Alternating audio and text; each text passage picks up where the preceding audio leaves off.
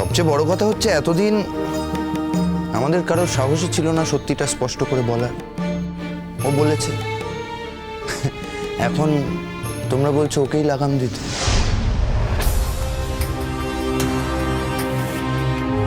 কোনটা সত্যি পুপুল? তোমার মা এই বয়সে বাড়ি থেকে চলে যাবে,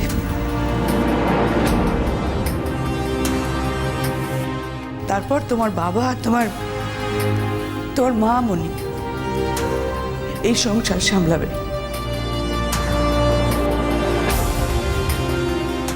একবার ভেবে দেখেছো তারপর তোমার অস্তিত্ব বা তোমার পরিচয় কি হবে? দেখেছো ভেবে? সে আমার পরিচয় যাই হোক না, যেটা সত্যি সেটা সত্যি। দেখো, জন্মটা তো আর আমাদের হাতে থাকে না, ছিলও না, জন্মটা ঘটে গেছে। কিন্তু তারপর থেকে যেটা দেখেছি সেটা সত্যি। আর সেই সত্যিটা এটাই যে একজন মানুষের স্বপ্ন ভেঙে দিয়ে, একজন মানুষের সংসার ভেঙে দিয়ে তোমরা তাকে রোদ ঝড় জলের সম্মুখীন করেছো, বাধ্য করেছো তাকে বাড়ি থেকে চলে যেতে।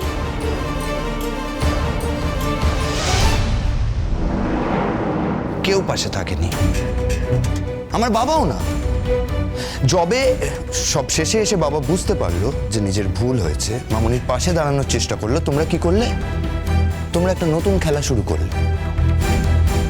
তোমরা মামনির চরিত্র নিয়ে পড়লে, কাকনের কাকার বাড়িতে গেলে একটা ফোন দিয়ে আটলে, বিশু জ্যাঠার নাম মামনির সাথে জড়ালে, দিয়ে একটা স্ক্যান্ডেল তৈরি করার চেষ্টা করলে।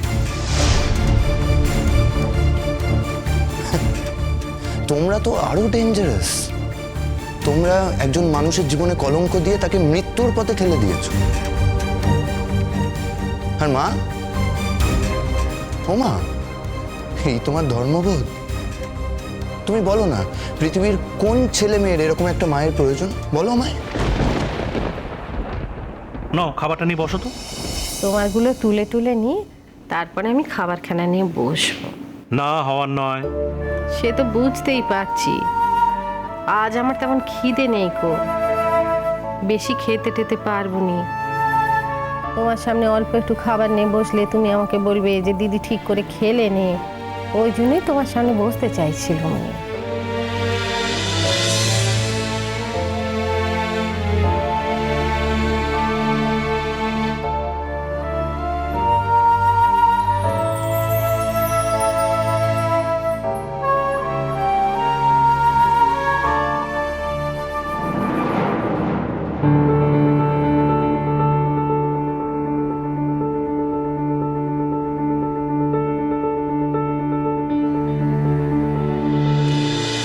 ছেড়ে দাও দিদি, এইটুকুনি খাবার খেয়ে আমাকে সান্ত্বনা দেওয়ার কোনো দরকার নেই।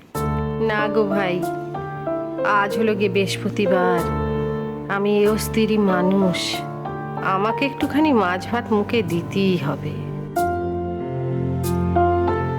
কি ভাবতেছ ভাই?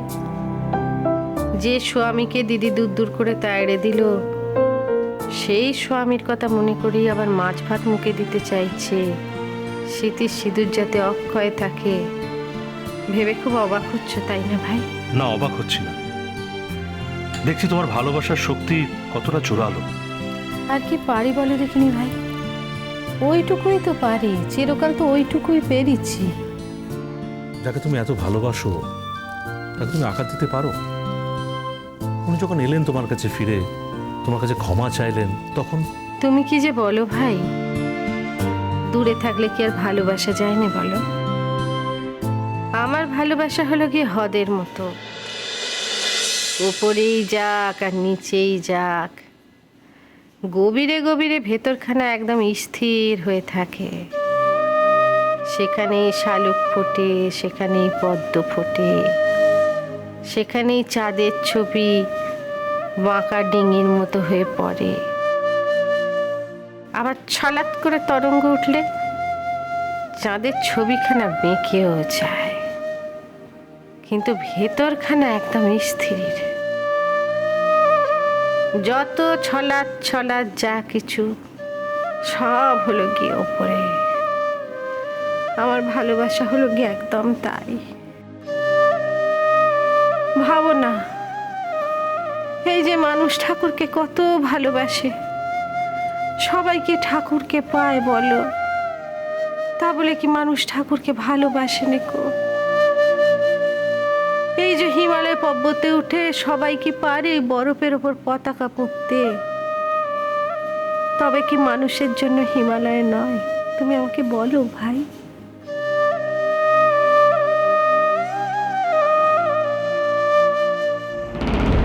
বুবুল শোন, তুই না বড্ড বেশি কথা বলছিস জানিস। আর একটা কথা শুনে রাখ, তোর এই মামুনি আর বিশুদাটার কলঙ্কটা, ওটা কিন্তু নতুন কিছু নয়। ব্যাপারটা এরকমও নয় যে আমরা প্রথমেই কথাগুলো বলছি, এটা আগেই ছিল। ইনফ্যাক্ট এটা কতটা সত্যি সেটা জানতে কিন্তু আমরা গেছিলাম ওখানে। শোনো পিসিমণি, এক্সকিউজ দিও না, এক্সকিউজ দেওয়ার প্রয়োজন নেই। আমি তোমার এক্সকিউজ বিশ্বাস করি না, করবো না। জানিস পুবুল, মাঝে মাঝে খুব দুঃখ হয়, আফসোস হয় এই ভেবে যে আমার মেয়েটা এখনো বড় ছোট, তাই আমি একটা সিদ্ধান্ত নিতে পারলাম না। আমার ধারণা আমার মেয়েটা আরেকটু বড় হলে ওই হয়তো আমাকে মোটিভেট করতো এই সিদ্ধান্তটা নিতে। কি সিদ্ধান্ত জিজ্ঞেস করবি না? সিদ্ধান্তটা এলো এই যে আমি এমন কোনো মানুষের সঙ্গে বাস করব না, থাকবো না, যে মানুষটা দিনের পর দিন আমার একজন কাছের মানুষকে, ভালোবাসার মানুষকে অপমানে অপমানে শেষ করে দেয়, মিথ্যে কলঙ্ক দিয়ে তাকে মৃত্যুর দিকে ঠেলে দেয়। কিন্তু আজ আমার হাতে আর সত্যি কোনো উপায় নেই। আমি তোমার সঙ্গে সারাটা জীবন একসাথে থেকে গেলাম, একসঙ্গে থাকা আমাদের আর হলো না।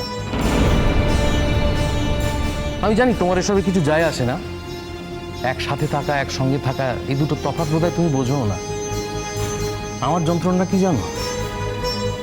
আমি খুব ভালো করে বুঝি যে এতগুলো বছর আমরা এক ছাদের তলায় স্বামী স্ত্রী হিসেবে শুধু থাকলাম, একসাথে থাকলাম, একসঙ্গে থাকা আমাদের হলো না কোয়েল। ভবিষ্যতে হবে বলে আমার মনে হয় না।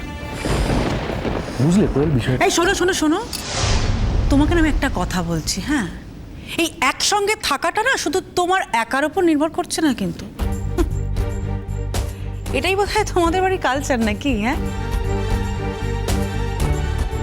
যে যখন পারছে, যার যখন ইচ্ছে হচ্ছে একজনকে বাদ দিয়ে দিচ্ছে, আবার একজনকে অ্যাকসেপ্ট করে নিচ্ছে। বাহ, না না, এটাই যদি তোমাদের বাড়ির কালচার হয়ে থাকে আর এতদিন যদি এটাই চলে থাকে, তাহলে এমন কিন্তু ভেবো না না যে এটা এখনো চলবে। হ্যাঁ, ভেবো না। আর দিদি ভাই, না না না না, দরকার নেই দরকার নেই, দরকার ছাড়ো। তোমাকে একটা কথা বলছি, হ্যাঁ, তোমার এই ইমোশনটার দাম না এই বাড়িতে কেউ দেবে না, কেউ না। এই যে তোমার ছেলে, এই যে এ এত বড় বড় কথা তোমার সামনে দাঁড়িয়ে বলছে, তো জিজ্ঞেস করো না। তুমি উল্টে ঘুরিয়ে ওকে জিজ্ঞেস করো যে তুমি বিয়ের পরে কি পেয়েছো। মানে তুমি তো একটা ডিভোর্সি ছেলেকে বিয়ে করেছিলে দিদি ভাই, তা সেই ছেলেটা তার ডিভোর্সি বউকে নিয়ে দিনের পর দিন, বছরের পর বছর তোমারই চোখের সামনে থাকবে, এমন তো কথা ছিল না। তাহলে না, তাহলে তোমরাই বলো কে কম সহ্য করেছে, কে কার থেকে কম সহ্য করেছে, তোমরা বলো। হ্যাঁ, কি হলো? আর আমি তো বুঝতে পারছি না ডিভোর্স ব্যাপারটা নিয়ে এত বড় ইস্যু কেন করা হচ্ছে। ডিভোর্সটা তো আমাদের বাড়িতে প্রথম হচ্ছে তা তো নয়, পৃথিবীতে তো এর আগেও ঘটেছে। আর পুপুল, তোদের প্রবলেমটা সত্যি বলতো কি? মানে কি প্রবলেম তোদের কাছে? কি সত্যি সত্যি তোদের নিজের মায়ের থেকে মাসির দরদ বেশি? তোর বাবার দিকটা একবার ভেবে দেখেছিস? তোর বাবা কি পেয়েছে জীবনে? একজন বিলেত ফেরত ব্যারিস্টার, এমন একজনের সঙ্গে বিয়ে হয়েছে, সে কি ঠিকমতো কথা বলতে পারে না, পেটে কোনো বিদ্যে নেই, কক্ষর গোমাংস, তাকে নিয়ে বেরোনো যায় না কোথাও, কারোর সঙ্গে আলাপ করানো যায় না দুটো কথা। তোকে কথাগুলো কেন বলছি?